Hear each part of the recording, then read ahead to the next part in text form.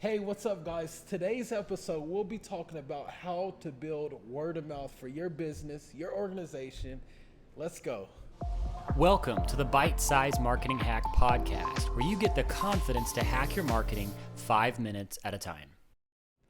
Hey guys, my name is Mark. My name is Rashawn. And welcome to Bite Size Marketing Hacks. And, we just had some technical glitches, so we're trying again on this one. And, sometimes that's just how it goes. True. And today we're excited to kind of jump in and share with you about how to build a word of mouth strategy for your brand. And later this week, we're really excited to bring in this piece too of just not only talking about the practical side of marketing, but the internal realities that we deal with as entrepreneurs, organizational leaders, business owners, and talk about how do you address some of the internal challenges. So I'm looking forward to that. I love it. I cannot wait, especially as young entrepreneurs. Mistakes are oftentimes prevalent, but how do we really internally go inside to where it's much needed, face our fears and confidence and, move forward to what we need to. No good of having a healthy, appearing healthy on the outside and not being healthy on the inside. So let's talk about that this week. So that's going to be good. So, but today we're going to jump into how to build a word of mouth strategy for your brand. And I think this is so key. There's a marketer out there, his name's Baer, and so as we move into 2020, he highlights the importance of this. And I think this is so helpful to us because at the end of the day, we can just get really stuck on everything's digital and it's disconnected from relationships, but it's just not true. We've got to lean into that relational side of building a marketing strategy for our brand. So true, Mark. I can't believe how many relationships I've truly built over time, even through word of mouth. Hey, have you heard of this guy? Or, where he's, what he deals with, he's in the same lane as you. So I'm connected digitally with someone that, it's just crazy how word of mouth, even through personal relationships, work. That's so good. I love it. That's so good. So Jay puts it this way. He says, by 2020, a majority of purchasing decisions will be based on customer experience. So already 90% of purchases are influenced by word of mouth, meaning like if people have a good experience with your brand, they're going to tell their friends, and then your reputation is going to precede you, good or bad. Right? True, exactly. And so customers are increasingly basing their purchasing choice not on price or even quality, which is crazy to think about. Come on.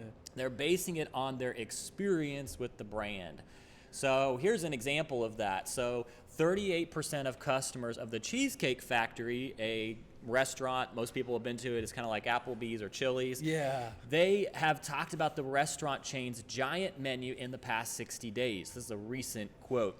And this word of mouth wave is one of the reasons why they spend almost nothing on advertising. Wow, love that. Literally, because they're becoming unique in that brand space by having just a giant menu, people are talking about that and then telling their friends, and that's how they're getting more people in the restaurant. Wow. So word of mouth is working for them in such a way they don't even need an advertising strategy.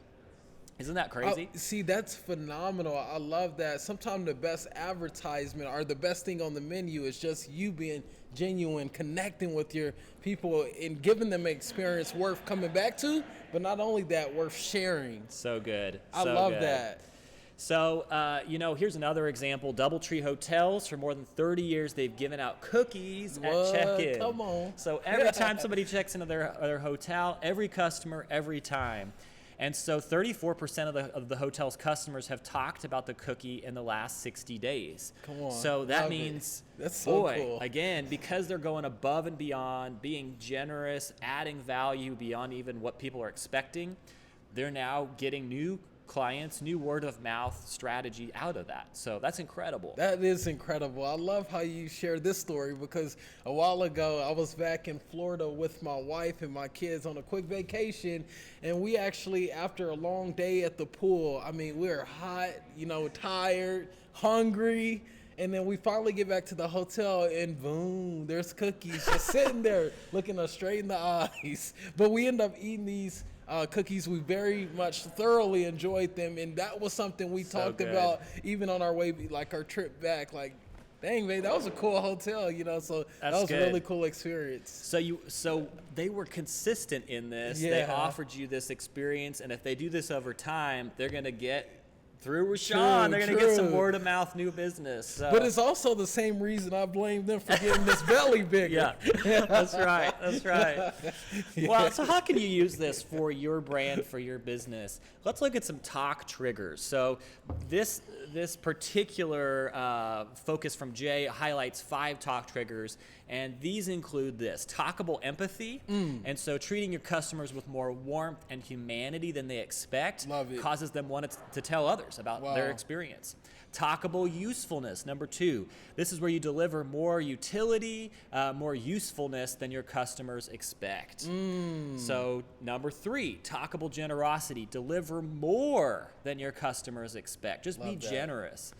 Number 4, talkable speed. So if you're more responsive and you get the product or service at a faster rate than what your customers are expecting, they're going to talk about that to others. Love it. And then finally, number 5, talkable attitude. So if you're just a little bit different, if your attitude just precedes you, people are going to talk about that, and then that's going to go before you and build a word of mouth strategy for your brand. So good. So which of these stands out to you? So I would say that the very last one, I call it foundational one. It was the bottom one on the bottom screen. One, yeah.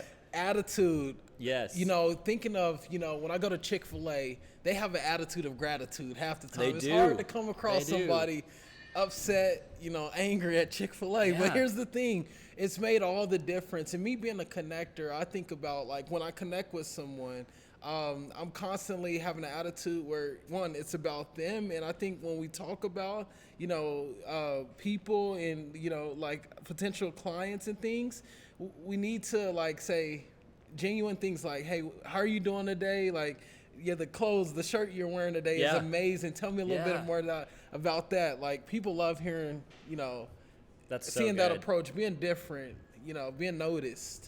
So that's so good. I'm going to highlight just one of the other triggers on this list, and then hopefully as you're hearing us share about this, and as you're viewing this on Facebook, if you're watching us on Facebook, you're grabbing a hold of one of these that connects for your brand. What makes you stand out? But number 3, the talkable generosity. I think I'm just seeing more and more the power of being generous, of delivering more than customers expect, as a way to really just to get to the right attitude, to where it's not all about trying to get from people, but really just trying to add value and just be a contributor into our society, into just the world itself. But also, I think this then does pay back to us. And we've experienced this as we give more than what our customers expect. They highlight that to us and say, wow, I didn't even know you were going to deliver this much value and bring this much. This is more than we even talked about. Yes. And then that really just causes them to want to share this with their friends. I love that, Mark. And just to caveat to generosity, I really think it's important for people to get that sometimes it's just being generous with your time. Yes. When you're on social media, you see, one of your clients speak about your product, taking time to thoroughly, write out, something, just to embrace them and thank them and appreciate them for a moment. That makes all the difference. It doesn't necessarily have to be something tangible, but it can be something, very just embracing and warm, like a message. Wow. Yeah. So hopefully one of those talkable triggers stood out to you, and as 2020 is rolling in, you're starting to get your wheels turning. How can I really double down on a word of mouth strategy for my brand, and not only do that thing of being generous or having a good attitude, but beginning to help that integrate into your whole marketing strategy, so that you're talking about, this is what makes us different. This is why you want to choose us over another brand, or what value we're going to add. So come on now. How would you like to land this plane today? What do you think? What do we need to do? Start now. Start where you are. Let's go. We got to get started. That's really how this all will get rolling in your marketing. You just got to start where you are. That's it. Don't wait till the new year. No, start now. Wait. That's awesome. Well, it's good to be with you guys, and we will see you next time. See ya.